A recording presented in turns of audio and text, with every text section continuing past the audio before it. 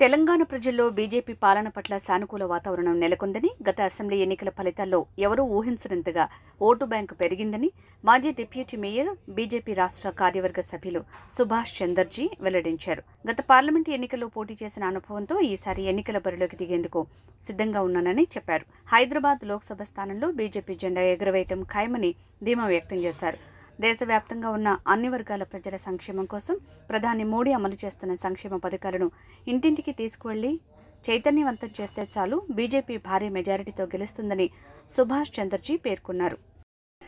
ఈసారి మీరు కాంటాక్ట్ చేయండి అని చెప్పేసి నన్ను వాళ్ళందరూ కూడా కోరడం ఏదైతే తప్పకుండా భారతీయ జనతా పార్టీ అధిష్టానం ఏదైతే ఉందో నాకు టికెట్ ఇస్తే మీరు కాంటాక్ట్ చేయమని చెప్పి ఆదేశిస్తే తప్పకుండా భారతీయ జనతా పార్టీ అభ్యర్థిగా తిరిగి నేను రెండోసారి హైదరాబాద్ పార్లమెంటు కాంటాక్ట్ చేయడమే కాకుండా గెలవడానికి అన్ని విధాలుగా ప్రయత్నం చేస్తానని చెప్పేసి దీనికి ప్రజలందరూ కూడా సముఖంగా ఉన్నారు.